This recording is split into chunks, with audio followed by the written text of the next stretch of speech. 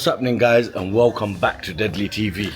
Today, guys, you join us. We're just walking up to the beast where we first introduced it to you guys. Yeah, the last time we were here, we said hello to the car, but now it's time to say goodbye. Takamo have done their magic, and it's a whole new deadly beast. Are you ready? I'm Gobbe, I'm Ricky, And welcome to Deadly TV.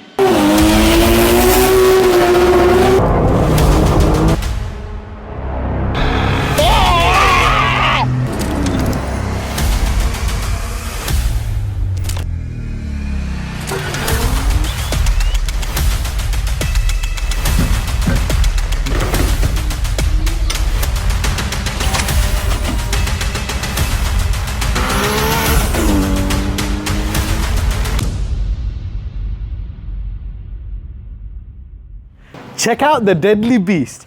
Takamo have changed the look on the car. We've put a front splitter on it.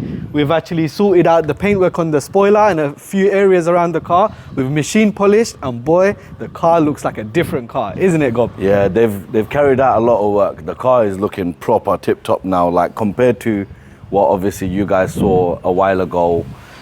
I mean, it has been a minute. There's a lot of work. RK Tuning done their part on it, and now obviously Takamo have done the tidying up, made it aesthetically quite pleasing. Yep.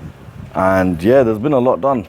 Guys, I think we're gonna have to show you around exactly what's been done. But a quick background story: when me and Gobbe first bought the car was actually offered to us on a good deal. The car was in the Midlands and it was a fresh import, but it actually never got registered for about 7 years. So it was just actually parked away in someone's shed for a long, long time. The condition wasn't so good, mechanically it wasn't great as well. Running right. But the funny thing was, when we actually bought it, it was running and it was driving when we first bought it. And then what happened, when we actually tried driving the car to run our RK Tuning to get the car serviced and inspected, it started cutting out. The air filters and the MAF sensors come off, and that's what it was. But obviously where we had to tie the bonnet down, because there was no latch, which we do have now, we could have prevented that from happening if obviously we had a bonnet latch. But not only that, we then later on found out that we had a wiring issue when Jason was moving the wires for the ECU. So the car had loads of little niggly issues. It really did sort of like stress us out because we couldn't figure it out at first. It was quite a long process of trying to figure the problem out. The sad reality is that obviously while the car was getting done, someone came in, fell in love with the car, and now the car is sold.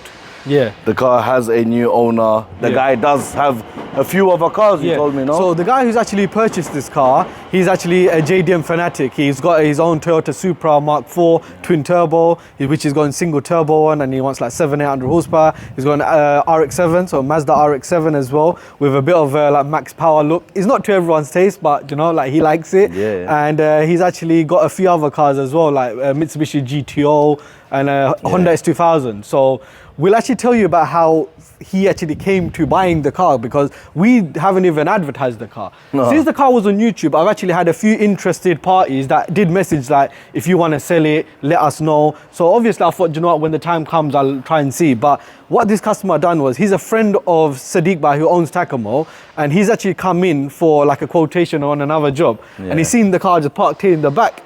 So he's like, oh, what's that car doing here? The owner of Takamo said, it belongs to Ricky. He's getting some works done, some bits of bobs around the car, like some painting. And after that, he basically got in contact with me and he said he really wants the car. He wanted a car that obviously needs a bit of tidying up and like a bit of a project. Yeah, you don't want something top quality, then you got nothing to do. Exactly, guys. And at the same time, he's got the car at a good deal where I would say that it's worth him putting a bit of money in 100%. to try and tidy up a little bit more. It's just a perfect base for someone to actually start a project. Still got all the Wuhan turbos and everything. We haven't done any of that, so obviously I'm pretty sure he'll probably be putting new injectors, probably a fresh turbo. He'll probably spruce it up, engine side of things. Obviously outside, I'm not gonna lie, if he wants to change it, he can, but personally, I think the way he's sitting right now is perfect on the outside. It's looking really nice, guys, with the front splitter that we've put on, with obviously the Nismo LMGT2 wheels. Obviously, they need a good refurb, but still, they're like really iconic, classic, very rare wheels and very expensive at the same time. So obviously, he's lucky he's getting the wheels with the car as well. And it's just a nice sort of OEM sort of plus look. The spec of the engine is actually not heavily modified. as far as we know, it's a standard engine. yeah. It's got a Chinese turbo, which we don't even know the exact brand, but it's got obviously upgraded injectors, upgraded fuel pumps, upgraded clutch, and it's a solid right now 460 bhp that we Something made like at the that, dyno. yeah. So it's ready to go to a new home. We want to obviously save the car, fix the car, get it up to scratch where it's drivable and is ready to move on. So I think we've done a good job. So the barn find that has a home. Guys, honestly, I can't believe how much nicer the car looks just with a bloody front splitter. Father Ronald, you hooked us up nicely and the splitter complements the car so well. It's mean, you know, Yeah, the splitter. it's proper looking mean. Car is now registered in the UK, so it could be driven, you know, Yeah. without trade plates. But yeah, overall it's looking really nice, guys. It's had a nice little polish. We'll quickly show you around the engine bay as well. Obviously, it needs a good tidying up, but for now it's good enough. Obviously, the deadly RB26. We have the big single Chinese Yeah. turbo, which we still don't even know what brand it is. But hey, what can we do? I'm you know? sure like there's a few little things. I'm sure the new owner, he'll probably want to get the Inlet manifold powder coated. powder coated in that Yeah. wrinkle black. Yeah, wrinkle and then black. obviously this might need another Yeah. fresh powder coat as Yeah. well. But other than that, yeah, if he wants to make more power, he can. If Yeah. he wants to leave it how it is, he also Yeah. can. It drives alright now. It drives good. I think realistically, guys, on this setup right now, for you to make more power and safely, obviously, I would recommend going with a new gen turbo, so something like a Precision, Garrett, or Turbo Smart. We know they really work really well. At the same time, I think it needs a new ECU. It's on a Pexi Yeah. Power FC, which is like 20 plus. 25-year-old ECU is so old, you know, and that's where we had the issue with the wiring because it was all a mess. Obviously, Ron and Jamie, they've done their best to try and get it like good, and it starts up now. It doesn't cut out, which is great, but it just needs that stuff sort of tidying up. And I feel like on the stock engine, you can still go 500-600 horsepower comfortably. You know, depending on what the new owner wants to do, we'll see. But if he needs any help with, you know, outsourcing the parts, we're more than happy to help him out. But even coming to the side, guys, yeah. You can see obviously the deadly Nismo LMGT2 wheels. They're like super rare wheels. I still can't believe like these wheels are even on the car. Obviously a few people have said to me, take the wheels off, they're worth a lot of money. Yes, they are. But do you know what, me personally, I just don't like taking parts off the car. I think it goes really well with the car. I'm not gonna lie, like I've seen these wheels before, but you know, just the body styling on the 32. The wheels work. They make the car look hench. Yeah, these wheels work really well with the 32 because it's such an old school retro iconic car. I don't think these wheels look too great on the 33 or the 34. I don't think so. Only Maybe on the yeah. 33, like, you know, the purple one we had, that was quite hench and beefy. But not on the 34. But not, definitely not on the These 34. are 32 wheels, you know, it suits the car so well. And since obviously in the gunmetal grey as well, just looks nice. You know, They do need a touch up, but yeah, they're we'll good. show them the interior. So the interior was, guys, if you remember, the interior was in a really bad Horrendous. state. Horrendous. The door cards were ripped. It was missing the speaker covers. Seats were shaking. It was really bad, you know. We just changed the door cards, put fresh speaker covers on it, just tried to tidy up as much as we can sensibly, you know. And even it was missing the center boost gauges and temperature gauges and torque level gauges in the center here. So it was missing that. Luckily we found one and we put it in. So it looks like a lot more smarter now, guys. And then, if you guys remember, this spoiler here underneath, yeah, here it definitely was, seen better days. yeah, like here it was a proper mashup. Like it was like, I don't know what happened. It looked like someone put like cement or something on there. I'm telling you, it was really bad. So we had the rear spoiler fully repainted. It's crazy because they painted the rear spoiler, but it looks so good that it looks like they painted the boot. Yeah. Now, I'm thinking, like, should have kept it. I know, now it actually looks really smart. Yes, it's not in showroom tip-top condition, but I feel like for a car that's 1994, older than us, come on guys, it's good enough. It looks really nice now, guys. But first, we couldn't care, man. I'm not gonna lie, it was in such a state. I was like, Ricks, if we sell it, we sell it. If we don't, we'll leave it parked somewhere. Gobbe's like, get this dog bucket out of here, do you know? Nah, it ain't a dog bucket no It's more, not a man. dog bucket anymore. It's, No, it looks really smart now, guys, you know? Few little bits and bobs that we've done to it has literally changed the car, you know? The market right now, if you even go on Pistonairs, eBay, Auto Trader, for a clean, like, for a decent 32, is starting from like 30, 35, 40. So they are obviously big money, and for really clean ones, they're 60, 70 grand, depending on spec and condition. But I feel like the deal that we've done with this person, he's got space and movement in there to spend money on the car, 100%. you know? So it's a fair deal, and yeah, I think he wanted a bit of a project. He didn't want a car that was perfectly rounded off, that he can't do nothing to it. you know. So yeah, it's got a big thrust intercooler here as well. So they're good for big power. Literally, if you just had a forged engine. Oh yeah, in it, guys, the battery is back at the front. yeah. We put the battery at the front. If the car literally just had a forged engine with a fresh turbo and all the supporting gear, he could easily make like 700-800 horsepower. Yeah. You know, like easily.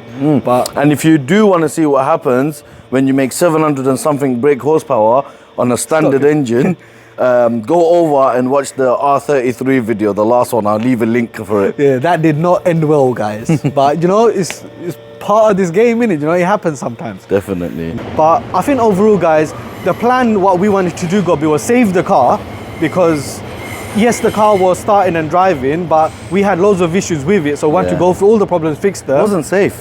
Yeah, clearly wasn't safe. The car hasn't been driven for 7-8 years in the UK, let alone in Japan. Imagine it didn't get driven for another 5-10 years in Japan. So we've got no idea of what's what, but we took the risk, we took the gamble, and alhamdulillah, like, it was a decent car in the end. Yeah. You know, and I'm just so happy that we've saved another car and fixed it, and he's driving, and now he's gone to a good home. Yeah. You know, If you guys obviously haven't seen the journey, definitely go back and watch it and see what we have done and the stuff we've carried out. The cars had to go south end and back and this and that. We got stuck on the side of the dual carriageway. it was a madness. It was crazy.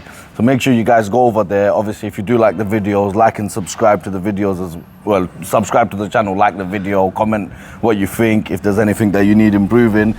But yeah, man, this one here, now I'm sad to see it go. I'm definitely sad Now to see the it dog go. bucket is leaving us, Yeah. guys.